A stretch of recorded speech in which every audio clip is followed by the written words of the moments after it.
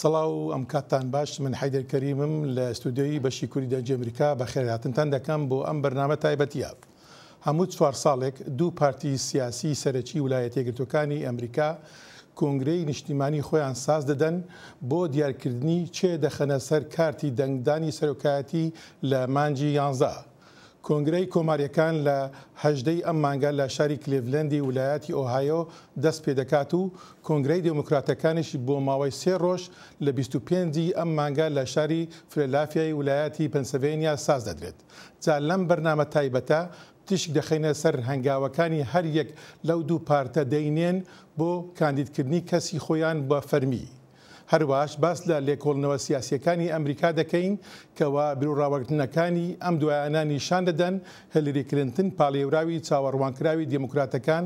دەستە باڵایەکی پەرستەندووی هەیە لە پێشەبرچەی سەرۆکایەتی ئەمریکا بەسەر ڕێکەبەرەکەی دۆناڵد ترامپی پاڵێوراوی چاوەڕوانکراوی کۆماریەکان و زۆر شتی تیش لەسەر هەڵمەتەکانی هەڵبژاردن. ئەم بەڕێزانش میوانی ئەم بەرنامە تایبەتیان کە لە کەناڵی NRT-ەوە بڵاو دەکرێتەوە. محەدین پاڵانی شارەزای سیاسی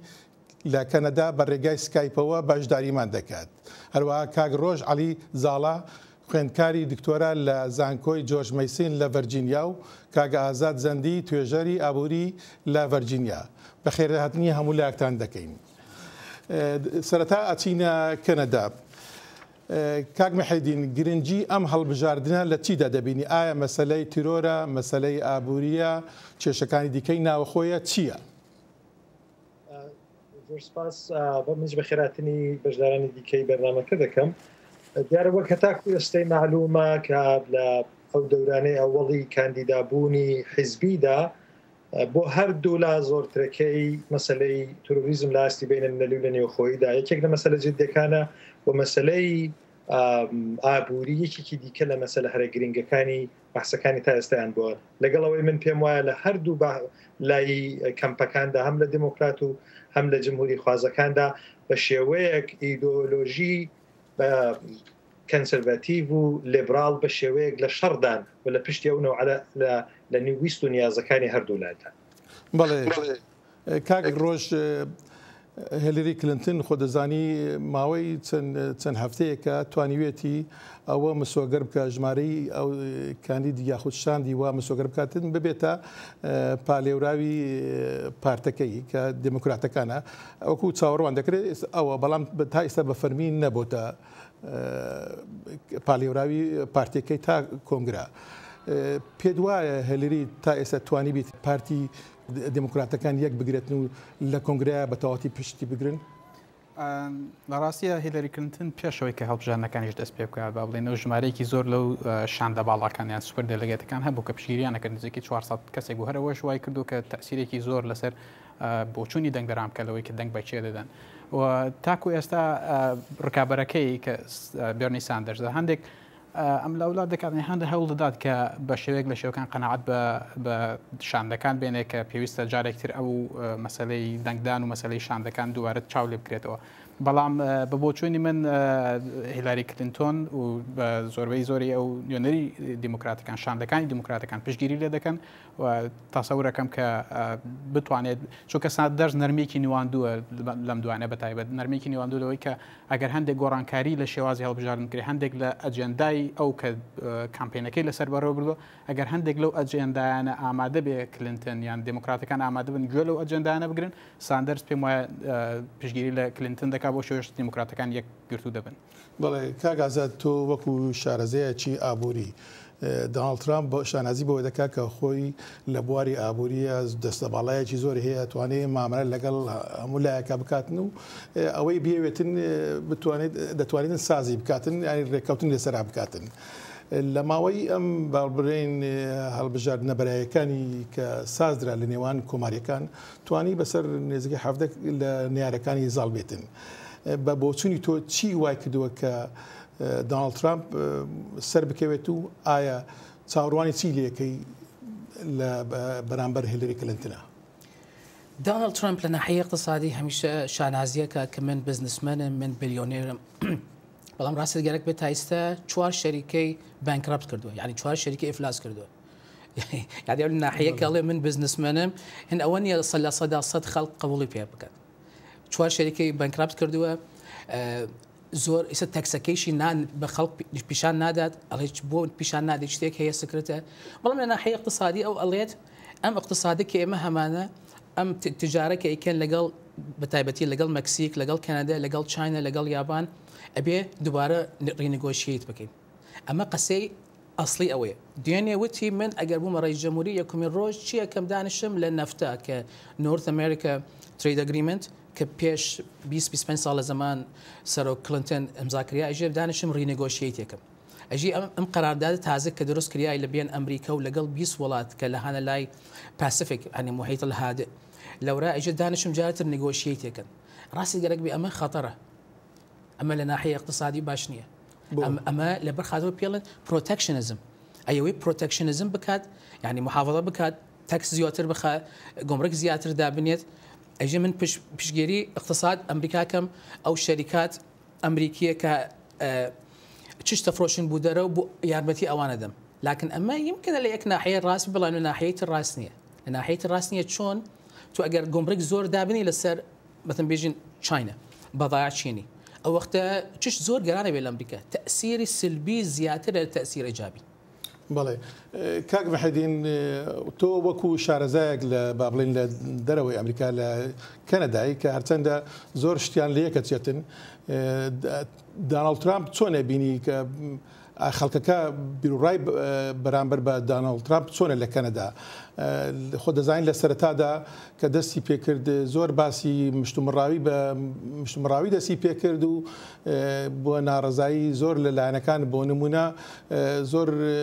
تون بو برامبر بمكسيش كانوا لقل دجي بابلين او بنابراني كهاتنونا قانوني غوا نزيكي 12 مليون ديانوي هميان روانه بكاتوا وديواري اساس بكال باشوري امريكا لنيوان امريكا ومكسيكو ام هەڵوێستانەی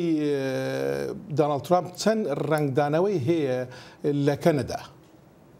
لە دوو ئازدا هەڵوێستەکانی ترامپ هەتاکو ئێستا بە شێوەیەک دەتوانین حسابی لەسەر بکەین لە کەنەدا و پێمان وا بێ کە دەکرێت بە شێوەیەک ئەندازەگیری بکەین یەکێکەوەی لە ئاستی ڕسمیدا دیارە حکوومەتی ئێستای فدراڵی کەنەدا حکوومەتی لیبراڵە بە شێوەیەکی گشتی زۆر متەمایل نییە بەو بیر و ئیدانەی کە ترامپ مەترەحی دەکا و زۆرتر ئیدەکانی ترامپ وەگی دەیەلێک دەزانێت کە لە داهاتوودا زۆر بە قازانجی ڕەوابەتی نەک ئەمریکا و کانەدانێ بەڵکو ڕەوابەتی ئەمریکا لەگەڵ کولی دنیای ئەمریکا و دنیای دیکەژ نییە و لەسەر یەک حکوومەتی ئێستای کانەدا لەگەڵ زۆرێک لەو بۆچوونانە نییە لە ئاستی خارجی و لە ئاستی نێوخۆی و لە ئاستی کشوەری ئەمریکاشدا کە ترامپ مەترەحی دەکا بەڵام لە ئاستی کۆمەڵایەتیدا ئەو بەحسانەی کە ترامپ ئێستا لە پەیوەندی لەگەڵ مەسەلەی ترس لە تۆریزم و ترس لە ئەوانی دیکە یعنی غیرە ئەمریکایەکان و ئەوانە مەترەحی دەکا بە شێوەیەکی گشتیتر دەتوانی بڵێ لە کانەداشدا زۆرتر ئەوانەی کە کانسەرڤاتیڤن ئەوانش نەوعێک لەو نیگەرانیانەی کە ترامپ مەترەحی دەکا لەگەڵی هاودەنگن لەگەڵی هاوبۆچون و پێیان وایە ئەوانە بۆچونهایەکن کە دەبێت بە جددی وەرگێن لە مەسایلی سیاسیدا حتا حکوومەتی پێشتری کانەداش کە حکوومەتی کەنسەرڤاتیڤەکانی کۆنە پارێزەکان بوو ئەوانیش نەوعێک لەو بۆچوونانیان مەترح دەکەەوە بەتەنەو لەو ئاستی توندەی ترامپدا بۆیە لەسەر یەک من پێم وایە کۆمەلگای ئێرەش یعنی کۆمەلگای کانەداش بە شێوەیە لە ئاستی ڕسمی و لە ئاستی جەماوەریشدا دابەشە بەسەر هەردوو بەرەکەدا من ئارزم کردی کە تقریبا ڕوانینێکی ئیدۆلۆژی بەسەرەوە انتخاباتی ئێستا دازاڵ بەڵێ ئازان پشوویەک وەرەگرین و دەگەڕێنەوە سەر بەرنامەکە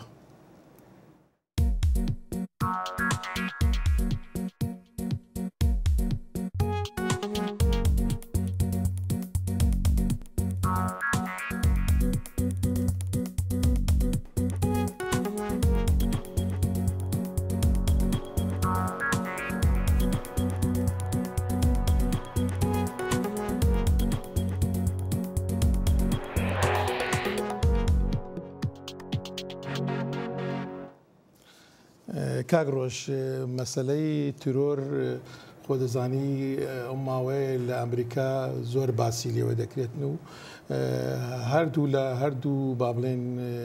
پاڵێوراوی یاخۆ کاندیدەکانی کۆماری و دموکرات زۆر باسی لێوە دەکەن و بەرنامەی خۆیان هەیە بۆی کە چۆن چارەسەری تیرۆر بکەن بە تایبەتی لە ناو ئەمریکا. تۆ ئەو بەرنامانەی کە با بڵێن دۆناڵد ترامپ باسی کردەوە کە دەڵێ لە کاتی بوون بە سەرۆکە پیادەیە کاتن و هەروە ئەگە بەراوردی بکەیت لەگەڵ ئەوەی هیلاری کلینتن چۆنی دەڕوانیە؟ لە ڕاستی ئەوەی کە بەرنامەی خۆیان هەیە من بە شێوەیەکتر لێ دەڕوانم پێم وایە ئەمریکا لە مەسەلەی تیرۆرە سەر لە شێواوەیەکی بۆ دروست بووە. ڕەنگە کەسی یان بەرنمەیەکی ڕێکوپێک و با بڵێن ئەویان نییە کە بتوان چۆن مامەڵی لەگەڵا بکەن. بەڵام لە بەراوردکردنی ترامپ بەرامبەر بە هیلاری کلینتن ترامپ زیاتر تەرکیز دەکات سەر و لە ناوخۆی ئەمریکا پێویستە هەموو کەس مافی چاکەڵگرتنی هەبێ. زۆر جا باسی ئەوە کە کاتێک کە کەسێک دێت تەقە دەکات لە کۆمەڵی کەس ئەگەر مەسەلەن کە تیرۆریستێک دێت لە نێو باڕێکە تەقە دەکات ئەگەر یەکێک لەوانە چەکیان پێبێت دەتوان ڕێگری لە تیرۆریستەکە بکەن هیچ ژمارەی کەمتر و کوژێتەوە. بەڵام بە شێوەیەکی گشتی ئەوەی کە ترامپ باسیەکات زیاتر تا ئێستا ینی شتێکی تۆکمەی نەخستۆتە ڕوو. ترامپ هەر بەو شێوەی عادەتی بۆ شێوە دەڵێ ئەمریکا باش دەکەین ئەمریکا بەهێز دەکەین بەڵام شتێکی نەخستۆتە ڕوو کە لە کۆڵەرێک یان شرۆڤەکارێک توانێت ینی هەڵسەنگاندنێکی بۆ بکە. لەو ڕۆ پێم وایە کاتێک کە ترامپ دەبێت بە سەرۆک ئەو کاتە چواردەری بە ڕاوێژکار و بە خەڵکی جددیتر دەگرێت پێم وایە جیاوازیەک دەبێت لەو شتانەی کە ئێستا دێ ئەو شتانەی کە ئەو کات دەیکات. بەڵام زیاتر ترامپ لەسەر مەسلەی وەکەوەی کە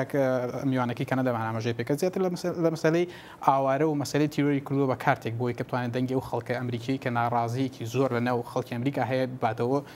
مەسەلەن شەڕی سووریا و زیادرکردنی ژمارەی ئاوارەکانەوەی کە ژمارەیەکی زۆر ئاوارە ڕوو لە ئەوروپاکەن 3 ملیۆن لە تورکیا ترسێکی لای گەلی ئەمریکا دروست کردووە. ترامپ ئەو ترسە و ترسی تیرۆر پێم وایە بەکاردێنێ بۆ ئەوەی کە توانێتی زۆر باشیش بەکاری بینە خۆی بگەێنێتەوە ئاستێکی ئێستا لێرێ. بڵێ کاگازاد لە نێو کووردە زۆر باس پرسیاری ئەوە دەکرێت ئەگەر کارکامەچان لەمانە بنە سەرۆک چی بۆ کوردەکەن تۆ چۆنی تێگەی؟ بەخوا من وا تێگەم ئەنەهۆ کورد ئەمریکایەک سیاست تایبەتی نییە نسبت بە کورد لەبەر خاطر کورد ڕاستی گەرەک وەزنی سیاسیکی نییە کە ئەمریکا سیاست تایبەتی بوو ئەو بێت. هەمیشە سیاسی ئەمریکا بوو کورد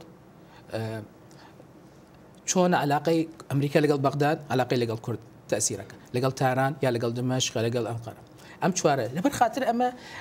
یەکێ و دووەمە دۆناڵد ترامپ مەسەن تا ئێستا باس کوردی نەکردووە تاورەکە من ئەزانام یەک جا باسی کرد ئەوش بە غەڵەت تێگەشت پرسیاریان لێ کرد وتیان پێ تووڕێیت چییە لە باوەت فەیلە قودس ئەوای وای زانست وتیان کورد وتی ئێمە لەگەڵ کورد معاملەمان زۆر خراپ بووە دی ئینتەرویوەکە وتی پێنام باس کورد ناکەین باس قودسەکەین ئەو تاورەکە من تێگەم یەک جار باس ئەمەی کردی بەڵام هیلاری کلینتن ئەزانین یەک تاریخێکی هەیە لە باوەت کورد علاقاتی لەگەڵ کورد باشە مەسەڵەن لەگەڵ کوردەکان کوردی عراق باشە لەگەڵ کورد سووریە کە زۆر باشە لێنەوە لەو کاتێکە ئەو وەزیر خارجیە بۆ علاقاتی دروست کرد لەگەڵیان من وابینم ڕای خۆم من ئەبینم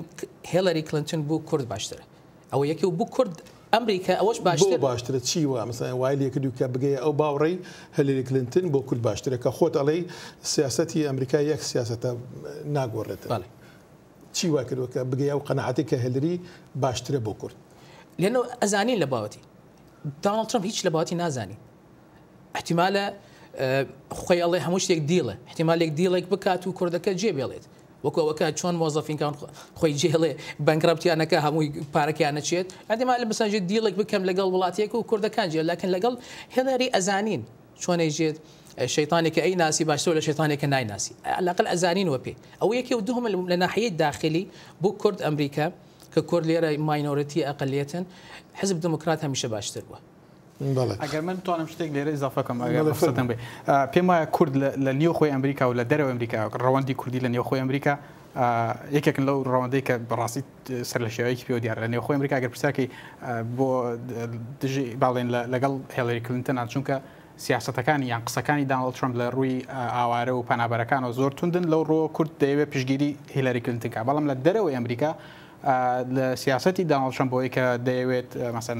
لە ڕووی سەربازی و ئەمریکا ڕۆڵی زیاتری هەبێ یان هاوکاری کورد بکات چەند جارێک وتیت هاوکاری کورد بکەین بەڵام وەکو کاگازاد ئاماژەی پێکرد دۆناڵد ترامپ کەسێکە کە هیلاری کلینتن باڵانسێکی هەیە دەزانی کە مەسەلەن دەیەوێت باڵانسێک پارێزێت نێوان تورکیا بەغداد کورد ئەم بەم شێوەیە دۆناڵد ترامپ کەسێکە کە پێشبینی ناکرێت ڕەنگە سبەینێ زۆر باش بێ بۆ کورد پشگیری کورد باش بکات چەند لایەنێک تۆڕەکە لە چەندەوە زەحمەتە بەڵام ڕەنگە 180 دژی کوردیش ینی بسوڕێتەوە لەبەرەوەی کە ڕێکەوتنێکی بازرگانی لەگەڵ وڵاتێکی لە وڵاتانی کە لە چوادەری کوردستان کاک مەحەدین جۆ لە قسەی هەردوو لە کاگڕۆژ و کاگازاد بوو سەبارەت بە هەڵبێستی با بڵێن دۆناڵد ترامپ و هەروە هیلاری کلینتن بەرامبەر بە کورد بەڵام خۆت ئاگاداری کە دۆناڵد ترامپ بە ئاشکرا وتوێتی لەگەڵ نارەکانی ئەمریکا ئامادەیە گفتوگۆ بکە هاتە کۆریایی باکووری هێناوە ئامادەیە لەگەڵ ئێرانە گفتوگۆ بکاتن و خۆشی کارداریشی لە تورکیا هەیە لە هەمان کاتە هێلریش کە باسی شەڕی دژی داعش لە سووریا دەکرێت ئەو لەگەڵ ئەو بۆچوونەی تورکیا کە هێڵەکی نەفرین لەو سنوورەی نێوان تورکیا و سووریا ساز بکرێت تۆ چۆن دەڕوانی هەڵوێستی ئەوانە؟ من سێ چوار مەسەلە لەبەر نظر ئەگەر بگرین زۆر ڕەنگە مەسەلەکە وازەحدر بێت لەگەڵەوەی کە لە سیاسەتدا دەتەن شتێک دەڵێن هەمیشە دەڵێن لە سیاسەتدا پێشبینیکردن کارێکی جارێک زار دژوارە بەڵام دەبێت وەک واقعیەتێک ئەو بزانین ئەمریکا وڵاتی ئینستیتوشنە یعنی ئەمریکا وڵاتی نەهاتهای جۆراوجۆری قانونیە زۆر بەڕەحەت لە وڵاتانەدا ناکرێت لە پەیوەندی لەگەڵ استراتیژی گەورەدا حساب لەسەر نەفەر بکەی هەتا گەسەر و کۆماریش بێ دەتوانێت نەوەک لە تادیل نەرمڕەوی یا تۆندڕەوی بکە بەڵام لەسەر یەک استراتیژیە گەورەکانی ئەمریکا کە لە ئەساس لەسەر کۆمەڵێک بنەمای ئەساسی دادەندرێن و کۆمەڵێک نەهادی دیکەی دەسڵاتدار لە ئەمریکادا چەک و باڵانسیە و استراتیژیانە دەکەن ناکرێەوە حسێ بکەین کە ئەگەر سەر کۆمارێک هات بە تەواوەتی دەتوانێت زۆر شت بگۆڕێ وەک ئۆباما هات نەیتوانی زۆر شت بگۆڕێ من دڵنیام کە ئەگەر حتا ترامپیش ڕێی بێنێتەوە ناتوانێت زۆر شتدا استراتیژی گەوری ئەمریکادا بگۆڕێ ئەمە یەکێک لە نقطە هەرە ئەساسیەکانە دوو ئەگەر لە ڕوانینێکی ئیدۆلۆژیکەوە کە چاو لە مەسەلەکان بکەین من بە پێچوانەیە و دوو بە ڕێزی دیکەکردەکەمەوە من پێم وایە کە عادەتەن لەباری مێژوویەوە جمهوری خوازەکان لەبەر خااتەوە زۆرتر میلێکیان بە ڕیالیزمی سیاسی هەیە نەوەک لە تەتمیعیان نسبەت بە دنیای دەرەوە و تەقوێتکردنی سیاسەتی خارجی ئەمریکا هەیە و دەیانەوێت هەژمونی ئەمریکا و هەیمەنەی ئەمریکا بسەپێنن و عادەتەن دەگەڕن بۆ فاکترگەلی تاثیرگوزار لەو پەیوەندیاندا کورد ئەگەر بۆ خۆی لە پەیوەندیەکانیدا لەگەڵ ئەمریکا بتوانێت کارتێکی بەهێز بێ لە پەیوەندی لەگەڵ استراتیژیە گەورەکانی ئەمریکادا ئەوە ئەگەر ترامپ بێتە سەرکار بەو مەیلەی کە ئەوان هەیەە کورد دەتوانێت موقعیتێکی باشتری هەبێەوە باشتر لەگەڵ ئەمریکایەکانە ڕوا بدامنرێەوە حسابێکی زۆرتری بۆ بکرێ بەڵام من پێم وایە زۆرتر بەلایەکی دیکەدا زۆرتر دموکراتەکان هەمیشە میلیان بەوە هەیە کە لەگەڵ وڵاتەکانی دیکە بکەونە مامەڵەکردنەوە و عادەتەن ئەمنیەت و تجارەت بەرتەری دەدەن بەسەر کۆمەڵێک لە پرەنسیبە ئیدۆلۆژیکەکانی خۆیاندا پس بەو حسێ بەش بێ من پێم وایە هیلاری کلینتن سابقەشی هەیە هیلاری کلینتن زۆر تەمایلی بەوە نابێت کە لە پەیوەندی لەگەڵ مەسەلەی کووردا زۆر پێداگری بکەوە زۆر پشتی مەسەلەی کورد بگرێت ڕەنگە نەرمڕەوانە هەر وەک زمانی ئۆباما بجوولێتەوە بەڵام لە نەهایەتدا ئەوانە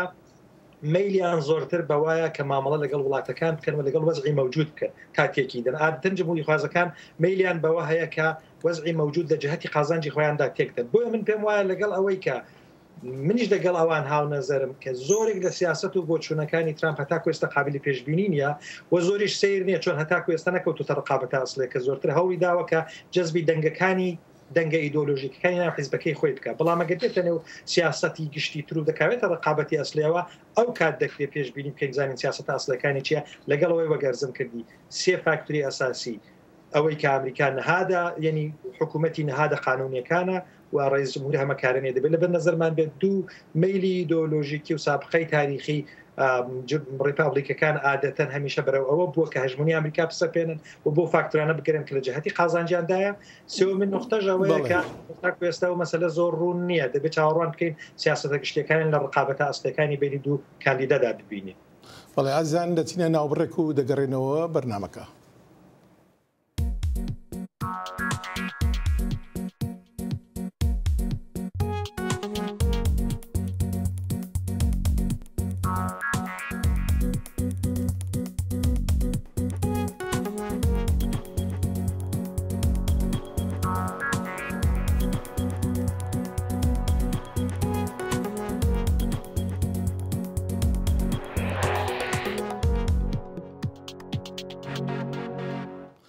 ئازان بەخێر بێنەوە بۆ بەرنامەی تایبەتی لە دەرجی ئەمریکا کە لە کەناڵی NRT بڵاو دەکرێتەوە. کاک ڕۆژ ماوەیەکە لەوەتەی کە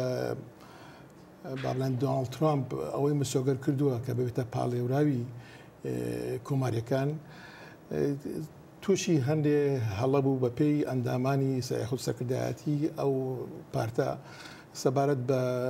هەڵوێستەکانی بەرامبەر بە بابلێن دادوەرەکی بە ئەسڵ مەکسیکی کە خۆی لە ئەمریکا لەدایک بووە کە کێشەی لەگەڵ خۆی هەیەی سەبارەت بە بڕیارێک لەسەر یەکێ لە کارەکانی هەروە سەبارەت بەو قسانەی کە بە وەکو سەرتاش ئاماژەم پێکرد بە مەکسیکیەکانی وتووە کە ئەوانە کۆمەڵێک با بڵێن جەردە و خراپکارن ئەبێ ڕەوانە بکرێنەوە و زۆر لە خانەوادەکان لێکدا بڕێنێتن و سەبارەت بە ئیسلامی ژوت پێشنیاری ئەوەی کردەوە کە ڕێگا بە ئیسلام نەدرێتن بێنە ئەمریکاوە تا ئەو کاتە ڕوون دەبێتەوە کە ئەو کێشانەی کە بەرەو ڕوویان دەبێتەوە چییە بۆ چارەسەرکردنی سەبارەت بە مەسەلانە خەڵکەکی بەرچاو کە چاوەڕوان دەکرێت لە کۆنگرەی کۆماریەکان دژی ترامپ ڕابۆستن ئایا ئەمە لە ڕابردوو شتی وابووە لە بابڵێن لە کۆنگرەی هەردوو ئەو پارتە شتی وابووە ئەگەر ببێت چەند شیانی ئەوە هەیە بتوانن ترامپ لابانیەکێکیکە بکەنە پاڵێوراو کاکای دەر وەکو میوانە بە ڕێزەکەی کەنادا دەڵێ پێشبینیکردنی ئەم شتە ئەستەمە بەڵام ئەوەی کە ترامپ مثلا ترامپ بەو شە با بڵێن هەست بزوێنانە بە ناوانگە هەر بەو شێوەیەش توانی تۆزێک با بڵێن پاپیلارەتی خۆیان با بڵێن ئەوەی خۆی زیاد بکات و دەنگیش بەو شێوە بێتەوە لەبەرو ترامپ بەم شێوەیە ڕەنگە بەردەوام بێت تا تاکو و کاتێک کە شتەکە بەتاویەک لای بێتە بەڵام لە مەسەلەوەی کە ئایا کۆنگرەی کۆماریەکان دەتوانن ترامپ وەلا بخەن زۆر ئەستەمە زۆر ئەستەمە لەبەرەوەی ترامپ ژمارەیەکی زۆر دەنگی بگوتەوە ترامپ پشگیرێکی زۆری هەیە باس لەوا دەکرێت کە مەسەن هەندێک لە شاندە کۆماریەکان تا ئێستا پشگیری خۆیان بۆ ترامپ دەرنەخست وەکو پارێزگاری ئۆهایۆ جۆن کەیسک یان تێد کروزی بەورهێت تەکساس ئەوان پشگیری خۆیان دەرنەخستەوە بەڵام ترامپش لە بەرامبەر هەڕەشەکە یان استراتیژی خۆی هەیە بۆ منە دەڵێ من ڕێگە نادەمەوە نەگەر لە کۆنگرەیە هەتا قسە بکەن تاکویان بتوانن کە بەو شێوەیە کۆنگرە بڵین ڕیپۆبلیکان کۆماریەکان پەرتەوازە بکەن لەبەرەوە پێم وایە لە سەرەتاش ئەوەی وتەبێژ یان بەڵێن سەرۆکی کۆنگرێسی ئەمریکاش دیسان بە هەماشەوە زۆر بە توندی بەرامبەر بە ترامپ وەستایەوە بەڵام دواتر کە دەبینن ژمارەیەکی زۆر دەنگی بردوێتەوە زەحمەتە بتوانن بەو شێوەیە ترامپ وەلا بخەن لەبەرەوە تەسەور ناکەم کە لە کۆنگرەیە شتێکی وا دروست بێ کە ڕەنگە هەندێک مشتمەڕۆ هەندێک ئەوانە دروست بێ بەڵام تەسەور کەم ترامپ توانێت ئەوەی نوێنەرایەتی باڵین کۆماریەکان بێتەوە بەڵێ کاگازات هیلاری کلینتن تا چەند دەتوانێت با بڵێن لەسەر بەرنامەکانی سەرۆک باراک ئۆباما بەردەوام بێ ئایا ئەگەر بێت و خۆشی زۆر دەباسێکە ینی دەڵێ بەردەوام دەبێت و درێژەی پێداتن پێ وایە ئەمە بتوانێت یارمەتی بداتن لە هەڵبژاردننی سەرۆکاتی کە لە مانجی 11 سازە درێت بەڵێ سەرۆک ئۆباما ئێستا حالیان ئەپروڤڵ ڕێیتی خراب نییە یعنی تقریبا 62 پەسەندی خەڵکی بەڵێ پەسەندی خەڵکی خراب نییە 62 ئەوە یەکێ و دوهمەن لێویش بیرمان نەچێ یەک سناتورێک هەیە بنامێ ئەلیزابێت وۆرنەر ئەم ئەلیزابێت وۆرنەرە لە قسم کە پڵێن پرۆگرسیڤ یعنی کەمە یاسارین لە ناو حزبەکە ئەوە خەکە بەتوندی پشت هیلاری کلینتنی گردووە ئەم دوو عاملە ئەوانە کە جەماعات ئۆباما بوون پێڵێن ئۆباما کۆلیشن لەگەڵ جەماعات کە ئیستا یاسارین جەماعات ئەلیزابێت وۆرنەر ئەم دوانە ئەگەر بتوانانی هیلاری بەیەک و بیان هێنێ بەڵێ ئەتوانێت ئەو یەکی حەزەکەم شتێ تریش بڵێم باس کوردمان کرد چون ئێستا مۆزوعەکەم باس کوردە و لەگەڵ کوردستان دەنگمان گوێگرن ئەیە بڵێم کە ئیستا بوو کوردی ئەمریکا فرسەتێکە تاریخی بتوانن چۆن نفوزیان بێت تأثیریان بێت لە سیاست داخلی ئەمریکا چۆن لێنەوە ئیستا ئێمە باس چی بکەن ئیستا پێتانم چی بکەن لە ئەمریکا انتخابات دەکرێت بەڵام ڕاستی گەلک هەموو ئەمریکا انتخاباتی تیان نییە لە 50 ویلایە یمکنە 8 ویلایە انتخابات بەڕاستی تایە باقی ویلایەکان ئەمری محسومە کالیفۆرنیا هەر دموکراتە تەکساس هەر ریپابلیکنە نیویۆرک هەر دموکراتە و ئەلەباما هەر ریپابلیکنە بەڵام 8 ویلایە هەیە ئەگەر کورد بتوانێت لەو منطقە یارمەتی ئەم هەردووکیان بدەن هەم یارمەتی ترۆمپ بدەن هەم یارمەتی هیلاری کلینتن چ لە ناحیەی پارە و چ لە ناحیەی ڤۆڵنتیر مثلا لە ئیستیتەکەی خۆمان ئێستا لە ڤەرجینیا کورد زۆری تایە ئەمە ئەگەر بتوانین لەم شێوەتە کەمی پارە خەرجکەین کەمی ئۆرگانیزیشنمان بێت و بتوانین لە ناحیەی دعایە یارمەتی بدەیت بە تەلیفۆن دعایە ئاسان ئەتوانی کاری ئاسان بکەیت ئەتوانین نفوتمان زۆر بێت لە ئەمریکا ئەمە فرسەتێکە تاریخی کەم پێشێتی جارێتر کاک مەحەدین دێمەوە لای تۆ ئەوەی کە هەلری کلنتن باس دەکاتن کە لەسەر ڕێبازی ئۆباما بەردەوام دەبێت وەکو لە کاگازاتیشم پرسی پێ دوایە ئەمە سیاسەتێکی باش بێتن بۆ هەلری ئەگەر بەوە بەرچاوگرتنی ئەوەی کە باری ئابووری باشە بەڵام ئەوەندە باش نەبووە لە بابرێن لە ماوەی سەرۆکایەتی ئۆباما کە ئەوە نزیکە 8 ساڵە ئەگە هەر کەم کوڕێکی هەبە ئەمریکەکان ئەڵێن نەبایە چارەسەری بکرا بایە بۆ وەرچاوگرتنی ئەو وەزع ڕەوشەی کە ئەو ڕەوشەی کە لە ئابووریە هەیە سیاسەتێکی باشە هەلری بەردەوام بێت لەسەر ئەو سیاسەتی ئۆباما هەتاکو ئێستا ئەو سیاسەتانەی کە هەردوو لا دەیگرنە بەر زۆرتر سیاسەتی حیزبین منزور جەزبکردنی ئەندامانی حیزبە و دەیانەوە ڕقابەتانە نێو حیزبەکان ببنەوە من پێم وایە کلنتنەگە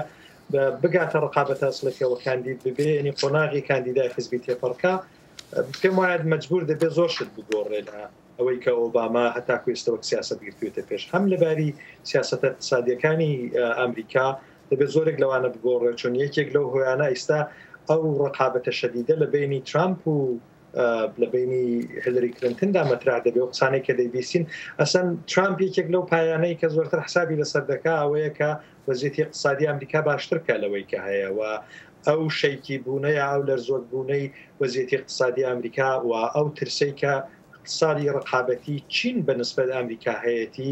ئەوانە ئاڵوگۆڕ بەسەردابێنەوە قەڵ و بەڵێنی ئەو مەوردانە دەداوە بە حکمیەوەی خۆشی پیاوی بزنسە زۆرێک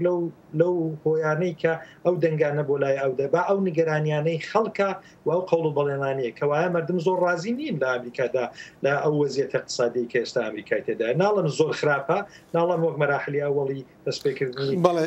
ڕاستە جمهوریە بەڵام دەبێ ئەوانە ئاڵوگۆڕ بەسەردابێنێ بێزافەی ئەوەی کە سیاسەتی خارجی ئەمریکا من پێم وایە لە پەیوەندی لەگەڵ زۆرێک لە مەسایل لە پەیوەندی لەگەڵ چین لەگەڵ مەسلەی تروریزم لەگەڵ مەسلەی رووسیا و هەتا لەگەڵ مەسلەی ئوروپا مەجبور دەبێت سیاسەتی جیاوازتر و استراتیژی جیاوازتر بیر لێ بکاتەوە. بەڵێ ماوەکەمانەوە دێنمەوە کاک ڕۆژ پرسیارێکی حەزەکەم ئاراستی هەر سێکتان بکەم زۆر باس لە جێگیری سەرۆک دەکرێتن باس لەوە دەکرێت کە هیلری لەوانەیە ژنێک هەڵبژێرێتن بۆ جێگیری خۆی داناڵد ترامپیش زۆر باسی لێو دەکەن بە بۆچینی تۆ ئەو دوانە چێ هەڵە بژێرن بۆچی چەند ئەوانە چەند یارمەتی دەرەبن بۆ ئەوەی ئەوانە سەرکەوتن بەدەست بێنن لە مەسەلەی هیلریە بۆ چوونی من ینی بڕیارێکی دروستەوەیە کە کەسێک هەڵبژێرێت ئەگەر تەمان ئەگەر لەگەڵ ساندەرس و ببێ بە نوێنەری دیموکراتەکان ژیرە ئەگەر کەسێک هەڵبژێرە لە کامپی ساندەرس بیان بۆ شێوازی ساندەرس بیکاتەوە چونکە دەنگدەرانی ساندەرس ژمارەیەکی زۆرن بەو شێوازی تۆ بۆ چونەتە چێ هەڵبژێرێتن هەلریە ترامپ زۆر بە کورتیت کە من هەلری ئەبێت ژنێک هەڵبژێرێت ئەو ژنەکەش ئەبێ ئەلیزابێت وارنەر لەنە ئەلیزابێت وارنەر زۆر نزیک بە ساندەرس دیارە بۆ چون زۆر لەگەڵ کاک مەحەدین تۆ چی ئەڵێی ئەمریش لەگەڵەوە بۆ چونەی کاگازادەن پێم وایە زۆرتر دەبێت لە کەمپی ساندرس بۆ یەکێتیزەکانی حزب لەوێ هەڵبژێت هەر لای خۆت دەمینێمەوە ئەو خاڵە ئەو مەسەلە گرنگانەی کە دەبنا بڕیاردەر بۆ هەڵبژاردننی سەرۆکاتی لە مانجی ئازاد چینە مەسەلەی پەنابراین ناقانونیە ترۆرە چییە ئابووریە چییە؟